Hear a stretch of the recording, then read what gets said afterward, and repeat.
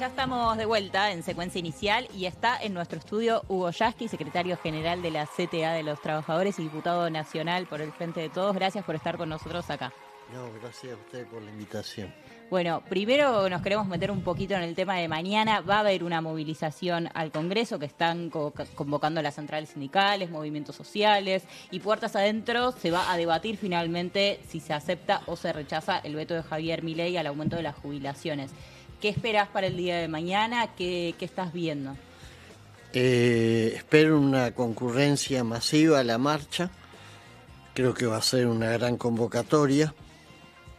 Sé que otra vez van a estar los jubilados y las jubiladas, como lo vienen haciendo desde hace muchas semanas, porque este movimiento arrancó de mucho antes que tomar Estado público a partir de la represión, esa que nos indignó a todos. Y hacia adentro del recinto creo que los números van a estar muy finitos, parejos.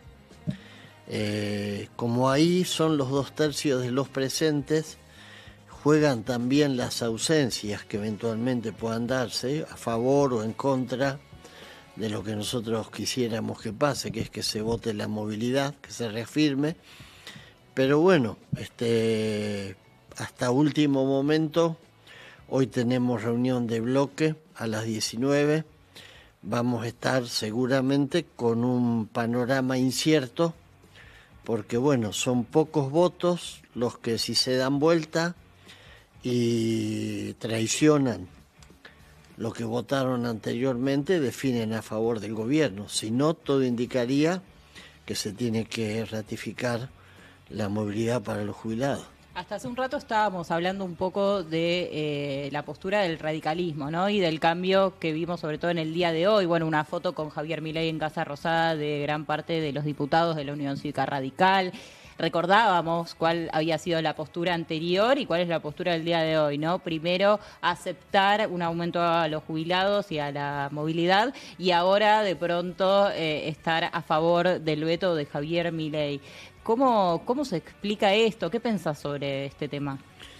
No, pienso que todas estas cosas, increíblemente, no solamente favorecen a Milei, porque le permitirían, si se dieran vuelta a esos diputados, conseguir un triunfo en la legislatura. Lo favorecen también porque además va a usar eso para demostrar que mucho de lo que él dice cuando llama ratas a los diputados y a las diputadas, alguna base de sentido tiene. Él va a poder decir, bueno, acá hace 2 semanas votaron una cosa y ahora yo los di vuelta.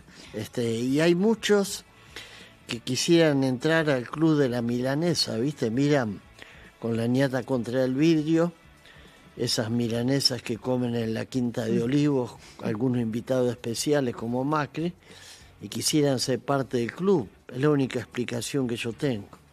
¿Crees que es esa el queso para las ratas, ponele, pero como que la prenda es una cercanía con el gobierno, o puede haber algo más? Porque también hay un detalle, que es que los que estaban ahí, por lo menos, son todos diputados de provincias del interior, donde de Loredo le dijo en la semana a Lustó que él era opositor porque era porteño. Hay un poco también de búsqueda de tratar de traccionar el voto a Milei en las provincias, en opciones radicales en cada una de esas provincias.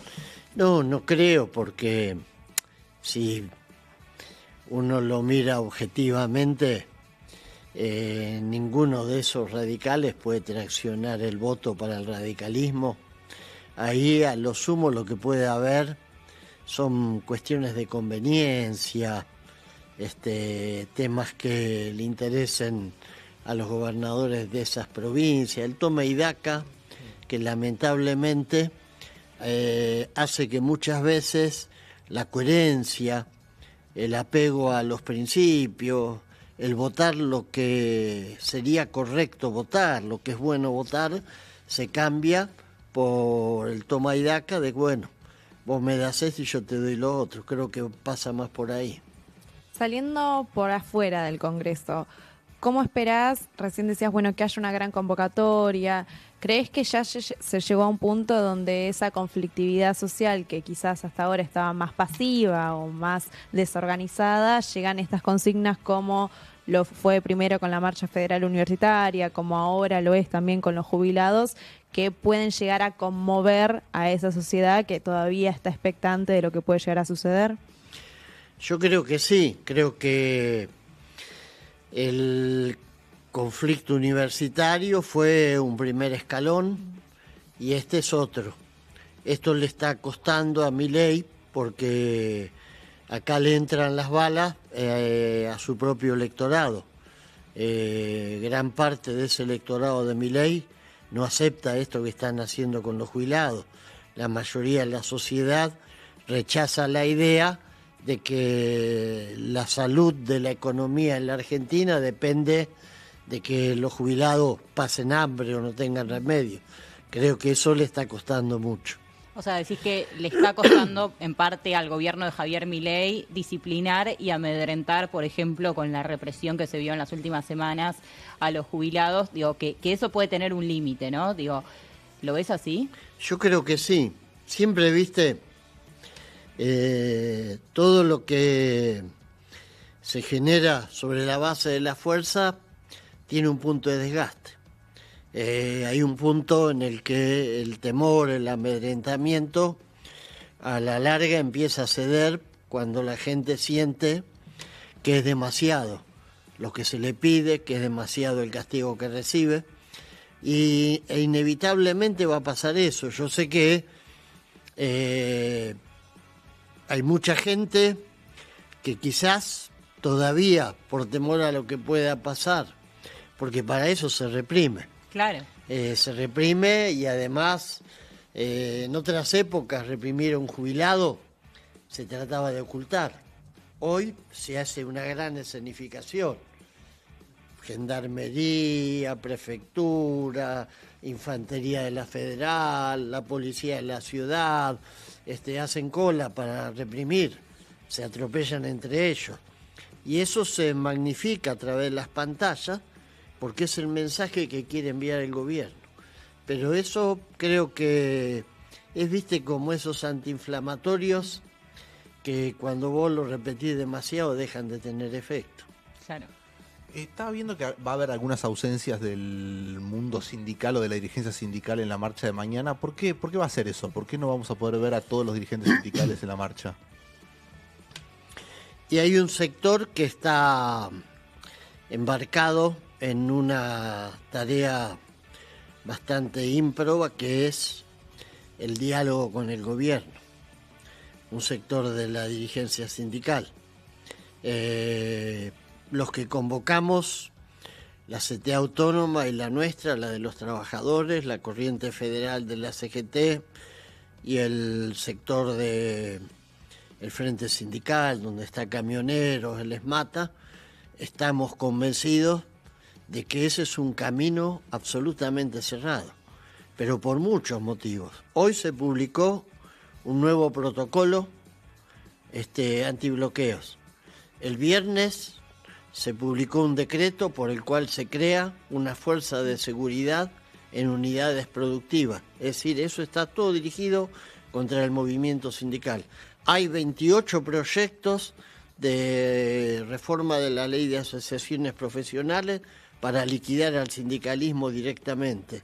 Las señales de mayor hostilidad no podrían ser, de manera que es muy difícil entenderle la lógica a alguna dirigencia sindical. ¿Y qué se busca con ese diálogo? Yo creo que está en el ADN de muchos dirigentes. Piensan que hay determinado determinado aparato sindical que hay que preservar, hay una zona de confort, a muchos la exposición permanente en una situación de conflicto les produce vértigo, hay muchas explicaciones. Creo que quizás la más llana es que, cuando uno decidió ese camino es porque de alguna manera le suelta la mano a los que tiene que representar, sean jubilados, sean trabajadores activos. ¿Cómo hoy está viendo el sector del sindicalismo esta crisis de desindustrialización que está llevando a cabo el presidente Javier Milei, ya no solo con la caída de la actividad, sino con las consecuencias negativas en materia de empleo que eso implica? El cierre de fábricas, el desempleo masivo. ¿Cuál es la lectura que se hace en relación a esas políticas? Y lo vemos primero con muchísima preocupación porque no es no es un daño colateral, sino que es algo que se está buscando sistemáticamente. Es como lo que en su momento se propuso Martínez de Hoz. Martínez de Hoz, el ministro de la dictadura cívico-militar del 76, decía: hay que achicar el Estado para agrandar la nación. El otro día, en la reunión de la sociedad rural, Milei dijo: vamos a achicar el Estado para engordarle los bolsillos a ustedes. Es decir, ya ni siquiera se tiene en mente el tema de un proyecto de nación, ni siquiera una nación que se dedica al extractivismo. Es decir, entonces creo que destruir la industria es parte de un camino que se han trazado, que es volver a poner a la Argentina en la División Internacional del Trabajo como proveedor de alguna materia prima. En este caso, en un mundo en guerra, hay materiales estratégicos que, sobre todo a los Estados Unidos, que creo que en esta situación actual ya no piensa solamente en el patio trasero, sino en su retaguardia, en este escenario de guerra que quieren empujar al mundo. Y ese es el triste papel que nos asigna a nosotros Javier Milei y la gente que lo rodean. Por eso que si hay algo que está ausente es ese empresariado nacional. Fíjense que en el Día de la Industria fue a la UIA a espetarles en la cara como un escupitajo esa frase hiriente con la que les dijo: por ustedes se lo robaba el campo para financiar la industria, y todo el mundo aplaudió. No hicieron nada. No hicieron nada ni dijeron nada. ¿Y qué opinás de las nuevas representaciones sindicales vinculadas a los nuevos trabajos? Y yo creo que eso es un tema en el que todavía tenemos mucho para hacer. Creo que hay una necesidad de poder buscar las formas de establecer, niveles de sindicalización y formas de sindicalización que quizás no sean las que conocimos tradicionalmente, pero que evidentemente es un debate que empieza. Es decir, del mismo modo, hoy leía un artículo interesante que aparecen indicios de que las redes sociales, las plataformas, empiezan a ser reguladas y empieza a haber en los países leyes que hace 10 años parecían imposibles, o empieza a haber un fenómeno como lo que se decidió en Brasil, que es directamente dar de baja a la cuenta de Elon Musk, cosas que, bueno, hace 2 años nadie se hubiese imaginado que podían pasar. Lo mismo va a tener que pasar con muchos trabajos que, por ser trabajos de plataforma, no tienen esa relación binaria entre una patronal y un colectivo de trabajadores que normalmente existe en otros planos. ¿Cómo se hace cuando, particularmente en esos rubros, además pasa que a veces los propios trabajadores rechazan los modelos sindicales? Que ocurre mucho, particularmente en las aplicaciones estas de reparto de alimentos o en los Uber o en ese tipo de cosas, donde se ve mucho esta figura del trabajador que rechaza esas formas más tradicionales de concebir el trabajo y adhiere a veces más a la postura de las empresas, que es, bueno, la empresa o la aplicación conecta simplemente trabajadores autónomos con clientes y es un nexo nomás. Sí, es un gran problema porque tiene que ver con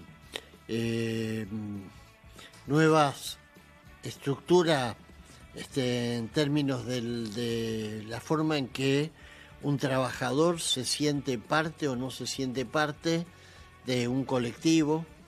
Tiene que ver también con una educación que a veces se transmitía en la mesa familiar, a veces en la escuela, y que de alguna manera es una derrota cultural de los trabajadores y de los que queremos defender formas de organización colectiva, porque bueno, es el individuo convertido en la máxima expresión y hemos tenido casos de conflicto.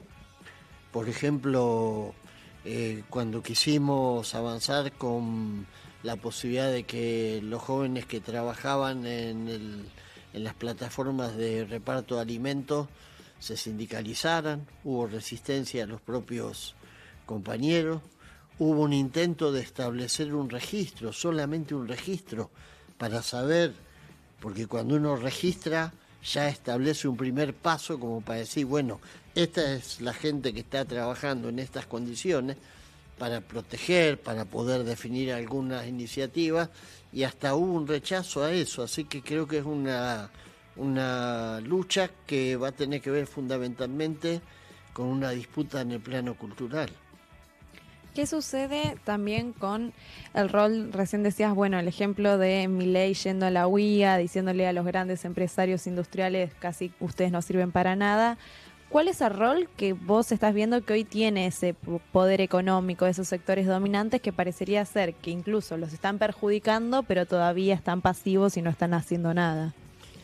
Y yo creo que Milei tiene un gran apoyo de sectores que sienten que van a participar del negocio. Por ejemplo, Techin. Techin, que está vinculado... Que está poniendo a sus funcionarios. Que está poniendo a sus funcionarios en el área de energía, en el área de trabajo. Las grandes compañías vinculadas a los negocios extractivos de todo tipo van a estar en la primera línea de los beneficiados. El sector financiero. Hoy hay como, eso lo dice mucho Basualdo, hay como una reconfiguración de los grupos dominantes, que ya no son solamente empresas dedicadas, por ejemplo, a la extracción, sino que también se vuelcan al negocio financiero, otros invierten en el sector de la agroindustria, se van diversificando, pero en rubros donde la producción industrial queda rezagada. Por eso que el sector más débil de lo que sería el empresariado es justamente el que tiene que ver con estrictamente con el sector industrial. Hugo, te quiero hacer una pregunta que está vinculada a la reforma laboral. ¿Crees que hay alguna posibilidad en algún futuro cercano o lejano de pensar una modificación, pero que sea a favor de los trabajadores? Pienso, por ejemplo, en la inclusión de la reducción de la jornada laboral. ¿Qué opinas de esto? Sí, pienso que es una agenda que tenemos que levantar, ya no como parte del movimiento sindical, sino como parte de una fuerza política que quiera mostrar horizontes de transformación, una agenda que tenemos que renovar. El campo popular, yo creo que tuvo una agenda durante 3 gobiernos kirchneristas, muchas cosas de esa agenda se pudieron concretar, pero es cierto que hay que renovar esa agenda. Entonces, la reducción de la jornada laboral, para hablar de las cuestiones que tienen que ver con el mundo del trabajo, la participación en las ganancias, una nueva búsqueda de justicia tributaria para que haya impuestos a las grandes fortunas, una nueva forma de concebir la remuneración de determinadas tareas de cuidado que hoy no son empleo. Me parece que eso tiene que formar parte de una agenda que el movimiento sindical la tiene que tomar en algunos casos, como es la reducción de la jornada laboral, porque le compete de lleno, y en otros, como es la reforma tributaria, porque si no hay una avance en ese sentido, es muy difícil las políticas distributivas. Te quiero traer un poco al peronismo. ¿Seguís de toda esta discusión que se armó la semana pasada sobre si había que acercarse a Villarroel porque era nacionalista, el tema juicio político, toda esta cuestión que se armó una discusión dentro del peronismo? Si la seguiste, ¿qué opinás? Yo creo que la verdad, sobre todo desde el peronismo, querer buscar una especie de vértice común con una figura como Villarroel es más o menos como el regreso de los muertos vivos. Es volver a muchas décadas atrás, diríamos, pre-Néstor Kirchner, para querer convencer a la gente de que el peronismo puede ser visto como parte de una construcción política donde se reivindique el genocidio o se quiera desempolvar la teoría de los dos demonios. Me parece que es un peronismo prehistórico ya a esta altura del partido, y creo que los que promueven eso se imaginan que se pueden, digamos, no sé, disfrazar de libertarios y aparecer como algo novedoso cuando en realidad son algo que viene de la prehistoria del peronismo. La semana pasada Cristina publicó un documento en el cual ella menciona que, lejos de ser un gobierno liberal, está interviniendo la economía y está fijando una serie de precios. Y en esa serie de precios que fija el gobierno está la cuestión de ponerle un techo a los acuerdos paritarios. Sí.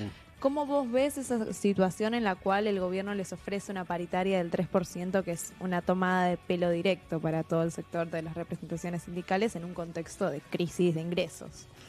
Sí, viste, esto es la paradoja de los que dicen que el Estado no tiene que intervenir, como por ejemplo Galperín, pero le parece bárbaro que el Estado lo subsidie con $100 millones anuales, más o menos. Esto está bien, ahí sí el Estado tiene que intervenir. El Estado no tiene que intervenir, pero si tiene que reprimir, necesitamos un Estado fuerte y duro que reprima, y si hay que controlar el precio de la fuerza de trabajo, también. Los demás precios no. Es esa mirada, viste, si se quiere, tramposa, de los que hablan de un Estado que debe ser débil, cuando en realidad el Estado, si a ellos les sirve, tiene que ser fuerte. Julio Cordero, el secretario de Trabajo, dijo que el desempleo está bajando. ¿Qué opinas sobre esto? La realidad es que el desempleo viene aumentando y de una manera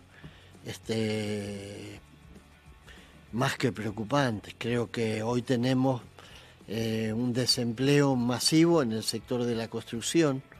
La construcción es un rubro que siempre se dice genera por efecto dominó más empleos, no solamente el empleo directo, sino que indirectamente genera empleo. Bueno, cuando cae el empleo en la construcción también caen directamente otros empleos. Tenemos en este momento en las provincias una crisis de desempleo muy grande. Sí, creo que Cordero vive en un país que no existe. Así que él verá el crecimiento del empleo en las planillas de Excel que le deben fraguar, porque la realidad dice otra cosa y la verdad no hay que hacer magia, hay que Cordero vaya y camine un poquito por Constitución, que se tome un tren, se baja en Fiorito, que camine por Fiorito, que vea cuánta gente adulta está caminando por las calles como si fuera un domingo, Bueno, todos esos que caminan por las calles como si fuera un domingo son desempleados. Te voy a hacer una última pregunta porque sé que tenés una agenda cargada en el día de hoy, pero no quiero escapar lo siguiente. ¿Qué rol crees que tiene que tener el sindicalismo en una reconfiguración del peronismo? Y yo pienso que tiene que jugar un papel importante. El movimiento sindical, hoy está claro que este gobierno se plantea una tarea de demolición. Tratar de que antes de que termine el mandato, Javier Milei se siente arriba de los escombros del movimiento sindical a anunciar que cumplieron la tarea. Yo pienso que ellos lo hacen porque un núcleo duro del movimiento popular peronista en la Argentina es el sindicalismo. Por supuesto, dentro del sindicalismo tenés, como dentro del peronismo, los que quieren ser parte de un país en el que el status quo más o menos siga y en todo caso se lubriquen un poco la dureza de las políticas que están aplicando hoy, y los que somos parte de un sindicalismo que quiere una profunda transformación social, que quiere volver a una Argentina con distribución de la riqueza, una Argentina con un proyecto de integración regional, una Argentina que no, como gran país que es, que no simplemente se contente con ser parte de los que recogen las migajas que se le caen a Estados Unidos de la mesa. Por eso te digo que es como el peronismo, el sindicalismo, según el lugar donde se para, tendrá para aportar o no a una transformación del peronismo que yo creo que necesitamos urgentemente.